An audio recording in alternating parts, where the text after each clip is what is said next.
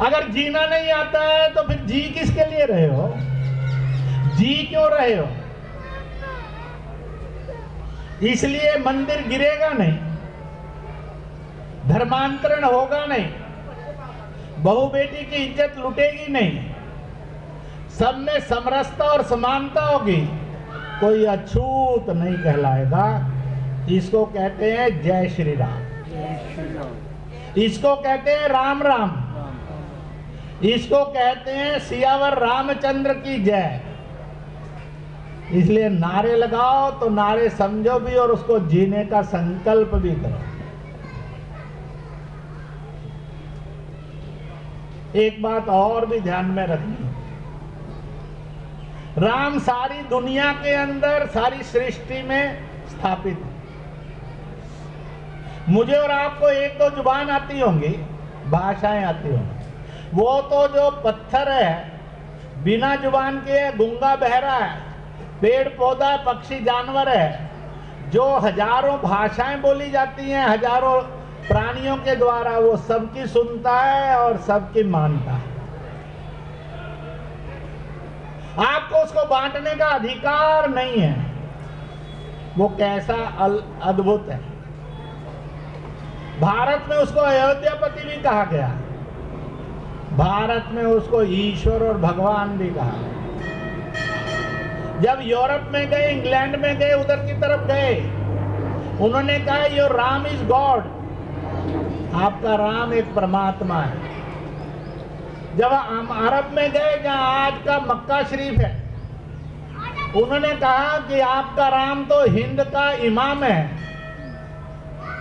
इमाम का मतलब है वो इंसान जो इंसान के रूप में है, पर उसके मुल्क के लोग और समाज के लोग कहते हैं ये इंसान नहीं है, ये भगवान है। उसके दर्शन कर लिए तो जिंदगी सफल हो जाती। उसने कोई रास्ता दिखा दिया तो जिंदगी के अंदर के कष्ट दूर हो जाते हैं। अरबी जुबान में उसको कहते हैं वो इमाम है, इमाम है, वो इंसान। इसलिए उन्होंने कहा हिंद नाम के मुल्क के अंदर राम इमाम रूप में है, उनके दर्शन से पाप धुलते हैं, उनके दर्शन करने से पुण्य प्राप्त होता है, उनके शब्द और उनका नाम रचने से आदमी की पीढ़ियां तर जाती हैं, कष्ट दूर हो जाते हैं। इसलिए राम केवल हिंद में नहीं, राम दुनिया का कौन सा शहर है, दुनिया के अंदर कौन सी जगह है जहां राम विराजित नहीं। इसलिए यूरोप ने कहा, इंग्लैंड ने कहा योर राम इज ग्रेट, वह गॉड है। इसलिए God is the only great.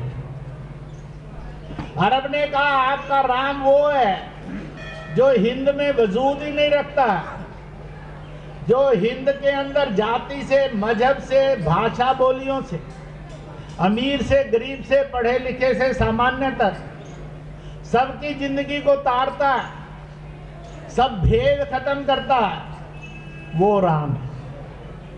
इसलिए उन्होंने अरबी जुबान में उसको इमाम कहा, इमाम हिंद कहा।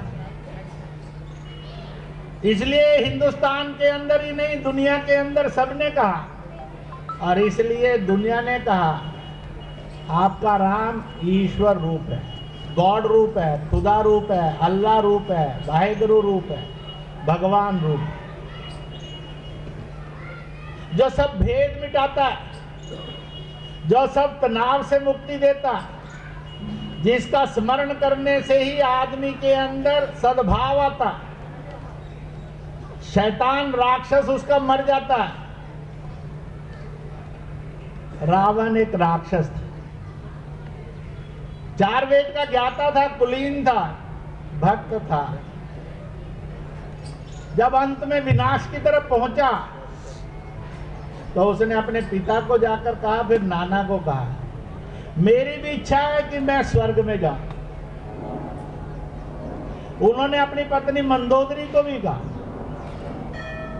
और ऐसे जब अपने गुरुदेव को भी कहा, उन्होंने कहा फिर समर्पण कर दो। उन्होंने कहा वो मैं नहीं कर सकता, अब मेरे पास मौत के अतिरिक्त कोई रास्ता नहीं, पर मेरी मौत मुझे स्वर्ग में ले जाए। इन सब बुजुर्गों ने भी उस राक्षस को राम नाम स्मरण करने का रास्ता बताया।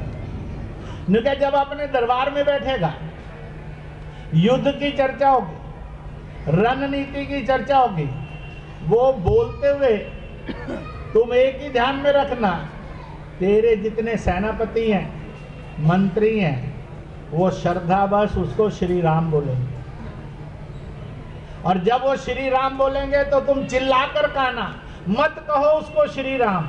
और ऐसे तुम सभा में 50 बार राम का जप कर लोगे, तुम्हारा भाग्य बदल जाएगा। जय श्री राम। भारत के सनातन में ये सत्य था और एक ताकत थी। आपको महाभारत काल की भी एक घटना स्मरण हो, जब पूतना उसकी मृत्यु हुई, उसने कहा प्रभु मैं तो एक षड्यंत्र का शिकार होकर आपके लिए आई थी। कहने लगी जब तुम मेरे सामने आई थी, तू तो यशोदा के रूप में आई थी, इसलिए मैंने तुझे मां कहा था। मुझे तो पता लग गया था तुम राक्षस नहीं हो, मुझे अपने शिशु रूप में भी ये ज्ञान हो गया था, पर तुम यशोदा के रूप में आई थी। मैं यशोदा के रूप को राक्षस नहीं कह सकता था, इसलिए मैं ये जानते हुए भी तुम राक्षस नहीं हो, यशोदा रूप हो, इसलिए मैंने तुझे मां कहा। तूने मुझे अपना दूध ऑफर किया, मैंने उस दूध को लिया, पर उसके बाद तू चंडालनी राक्षसनी हो गई, इसलिए तेरा उद्धार करना भी जरूरी था। परंतु तू यशोदा रूप में आई थी, मैंने तुझे माँ कहा है, इसलिए तुझे भी एक बार स्वर्ग जरूर मिलेगा और वहां से होते हुए तो नरक में जाएगा। हमने तो राक्षसों के भी उद्धार किए हैं, इसलिए स्वामी विवेकानंद जब यूरोप में थे, दूसरी बार उनके पास अमेरिका की सबसे खूबसूरत महिला आई। जब घर पहुंची और मिली, बहुत लोग बैठे थे, उन्हें कहा mister gentleman, you are the most intelligent, powerful and beautiful man in the world. I am the most beautiful aggressive lady of America. मैं तुमसे मैरिज करना चाहती हूँ, शादी करना चाहती हूँ, इसलिए आई। स्वामी जी विचलित नहीं हुए और उन्होंने कहा why you want to marry me, क्योंकि उन्हें कहा कि हम दोनों के संयोग से जो बालक जन्मेगा वो महाखूबसूरत होगा, महाशक्तिशाली होगा, महाविद्वान ज्ञानी होगा, तुम्हारे जैसा होगा। स्वामी जी मुस्कुराए थे। हिंदुस्तान की संस्कृति में दुनिया के ऐसे प्रश्नों के उत्तर देने की क्षमता है, इसलिए जब राम को स्मरण करेंगे तो वो ध्यान में आ जाएंगे। राम ने भी शूर्पणखा को उत्तर दिया था, विवेकानंद ने उसी उत्तर को दोहराया। उन्होंने कहा मुझे तुम्हारा प्रपोजल पसंद है, तैयार हूं मैं। फिर मेरे जैसा क्यों, मैं ही क्यों नहीं। From this time you are my great mother, I am your great child. मैं तुम्हारा पुत्र हूं, तुम मेरी माँ हो। मेरे जैसा होगा तो 19 हो जाएगा, फिर मैं ही क्यों नहीं। हमने अपनी संस्कृति के अंदर नारी को यह सम्मान दिया है, ऐसे वासनाओं से भरे प्रश्नों के उत्तर दिए हैं। जो इनके उत्तर सुझाता है उसको राम कहते हैं। कथा पढ़ी होगी शूर्पणखा को क्या उत्तर दिया, और इसलिए वो उत्तर मुझे और आपको कुछ कहना चाहता है। इसलिए जब राम जपेंगे तो राम को जीना भी सीखिए, जानना भी सीखिए और मानना भी सीखिए। हमें भारत को एक नया भारत बनाना है, करप्ट भारत नहीं, क्रिमिनल भारत नहीं, बेरोजगार भारत नहीं, अपराधी भारत नहीं, अधर्मी भारत नहीं, सब प्रकार की शीतलताओं में विश्वगुरु रूप भारत जीने वाले भारत को बनाने के लिए मंदिर बन रहा है। 500 साल तक इतने युद्ध लड़े, इतने बलिदान दिए। मैं अभी महाकुंभ गया था, संक्रांति पर। संतों के सम्मेलन में मैंने कहा कि 500 वर्ष के बाद पहला धरती का महाकुंभ होगा हरिद्वार का, लघु रूप में, जब राम जन्म स्थान मंदिर निर्माण कोई विषय नहीं होगा। ये विषय सदा सदा के लिए हल हो गया, इससे मुक्त कुंभ होगा। परंतु इससे एक दूसरी यात्रा का शुरुआत होगी, राम मंदिर से राष्ट्र मंदिर, राष्ट्र मंदिर से विश्व बंधुत्व। ये मंदिर कैसा होगा? भारत की और दुनिया के किसी जाति उपजाति का, किसी भाषा बोली का, किसी भी मजहब का, उपमजहब का, किसी भी देश का, किसी भी प्रकार की सभ्यताओं का। और इसलिए भारत के 130 करोड़ लोग और विश्व के 780 करोड़ लोग, सबके लिए खुला है, सबके लिए उपकारमयी, ममतामयी है। इसलिए ये मंदिर उस राष्ट्र का निर्माण करेगा जिसका 1 इंच घटेगा नहीं, जिसका एक जन कन्वर्ट नहीं होगा, जहां जात के नाम पर छुआछूत नहीं होगा, लिंग के ऊपर नारी का शोषण नहीं होगा, मजहबों के नाम पर फसाद नहीं होंगे। और इसलिए राम कुछ कहना, और इसलिए राम जो कहना चाहते हैं एक बार उसका भी संकल्प करें। मैसेज ऑफ राम क्या है, मैं उसको एक नया रूप और दूंगा, एक रूप दे चुका हूं। एक बार दोनों हाथ ऊपर करें, पीछे पीछे बोलेंगे, आज मैं संकल्प करता हूँ रात को सोने से पूर्व अपने चारों ओर कम से कम 100 घरों को जरूर झांकूंगा। अगर उसमें कोई निर्वस्त्र है तो मैं उसको वस्त्र दूंगा। अगर कोई भूखे पेट है मैं उसको भूखे पेट नहीं भरे पेट सोने के लिए मार्ग बनाऊंगा। मेरे अड़ोस पड़ोस में कोई निर्वस्त्र नहीं रहेगा, कोई भूखा नहीं रहेगा। इसलिए भूख से मुक्त और वस्त्र से युक्त अपने गांव कस्बे को गली मोहल्ले कॉलोनी को बनाने का संकल्प करता हूँ। बोल सियावर रामचंद्र की जय। फिल्म में गाना है, वायदा किया तो निभाना पड़ेगा। Actor actress hero heroine sorry sir कर सकते हैं, वायदा भगवान से किया है, तोड़ा तो नरक हो जाए। इसलिए वायदा नहीं किया, इसको भूल जाना है। इसलिए वायदा नहीं किया, इसको तोड़ देना है। इसलिए किया कि कितनी भी मुश्किल आ जाएगी, इसको निभाना है और इसको जीना है। तब राम सफल होंगे, तब आप राम को जीने वाले होंगे। राम का नारा लगाकर उसको जीने वाले रास्ते पर चलेंगे। इसलिए राम राज्य उसको कहा गया जहां घर को ताला नहीं था, बिना छत के कोई नहीं था सृष्टि के अंदर, भूखे पेट सोता नहीं था, कर्जदार कोई नहीं था, सारा कर्जा मुक्त था, चोरी मुक्त था, भूख मुक्त था, बेरोजगारी मुक्त था, छत के साथ था, बिना छत के कोई नहीं था। उसको दुनिया में कहा गया ये राम राज्य है। राम राज्य उन्होंने भारत में और दुनिया के अंदर इस राज्य को स्थापित किया। उन्होंने 11,000 साल राज्य किया। रावण के बाद जब घर पर आए, हर 100 और 110 साल में वो अश्वमेध यज्ञ करते थे। 100 अश्वमेध यज्ञ। अश्वमेधों की श्रृंखला में 98 यज्ञ राम और सीता ने मिलकर किए।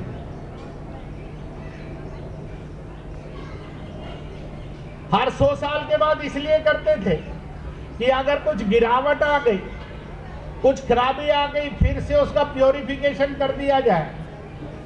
जहां हिंसा नहीं है, जहां अपराध नहीं है, जहां गाली नहीं है। आपने इतना बड़ा रामायण पढ़ा, कितने भी क्रूर राक्षस देखे होंगे, कितने भी सज्जन ऋषि और मनुष्य देखे होंगे, पर मैं और आप कौन है जो गाली देना नहीं जानते? मुझे और आपको किसी ने गाली सिखाई नहीं, ऐसी सुसरिये आ जाती, और इसलिए उसी से ज्यादातर अपराधों का जन्म होता है। गाली ये अपराधों की जन्म की धरती है, जन्म की खाद है। इसलिए आप देखेंगे कितने भी संघर्ष हुए, माँ की, बहन की, उल्लू की, साले की, गधे की गाली युद्ध भूमि में भी नहीं थी, वार्ताओं में भी नहीं थी, क्योंकि गाली ये ऐसी शिक्षा है जिसका आज तक कोई संस्थान नहीं है, कोई पाठ्यक्रम नहीं है। परंतु कोई नहीं है जिसको आती नहीं है, देते नहीं होंगे अलग। कह दिया देकर दिखाओ तो बहुत बढ़िया बढ़िया दे सकते। इसलिए इंसान नफरत मुक्त हो, गुस्सा मुक्त हो, वह मोह मुक्त हो, वह चोरी मुक्त हो, अपराध मुक्त हो। इसलिए समाज का एक प्रशिक्षण भी हुआ था, क्योंकि गाली दिए बिना लड़ा नहीं जा सकता, गाली दिए बिना अपराध नहीं किया जा सकता, गाली के बिना नफरत नहीं की जा सकती। नफरत करनी है तो गाली की एक जरूरत है। इसलिए राम ममतामयी थे, सौम्य थे, उनका मन बुद्धि पर नियंत्रण था। इसलिए वायु चली, हवा चली, उन्होंने नफरत मुक्ति के लिए आंदोलन नहीं चलाया। घर में पति पत्नी, बच्चों में और पिता में झगड़े ना हो, इसके लिए कोई आंदोलन नहीं चलाया। उन्होंने क्रोध मुक्त समाज होना चाहिए, इसके लिए कोई आंदोलन नहीं चलाया। उन्होंने समाज को एक अपराध से मुक्त कर दिया, नो अब्यूज, नो गाली गलौज। समाज ऐसी कुरीतियों से मुक्त होता चला। ये राम राज्य का अभिन्न मंत्र है, जो मेरे और आपको कई प्रकार के अपराधों, पापों और झगड़ों से मुक्ति का मार्ग। ये नहीं चलेगा इधर तो जोर से कहा जय श्री राम, पर कोई सामने आ गया तुरंत 4 गालियां भी दे दी। जय श्री राम का और शैतान दिमाग में चला गया, वाणी पर आ गया, तो आपने नारा लाकर किसका अपमान किया? पाप किसने किया? आपने किया, नर्क में किया। जय श्री राम आपको कभी स्वर्ग में नहीं लेकर जाएगा। जय श्री राम आपके मन बुद्धि को तैयार करना चाहता है ताकि आप स्वर्ग में जाएं। और इसलिए इसको जीना हो। जल के बिना जिंदगी नहीं है, अन्न के बिना भी जिंदगी नहीं। इसलिए राम किस चीज के प्रतीक थे दोस्त? एक बार दोनों हाथ खड़ा करके फिर एक संकल्प करेंगे। आज मैं संकल्प करता हूँ आज के बाद जल की बूंद भी बर्बाद नहीं करूँगा। अन्न का दाना भोजन कभी झूठ नहीं छोड़ूंगा। अन्न बर्बाद नहीं होगा, जल भी जाया नहीं होगा। अन्न और जल का सम्मान करना स्वर्ग का मार्ग है। राम के इस संदेश को आज से मैं जरूर जीऊंगी। भारत माता की जय। भारत माता की जय। भारत माता की जय। आखिरी भाषण के हिस्से पर आते हैं।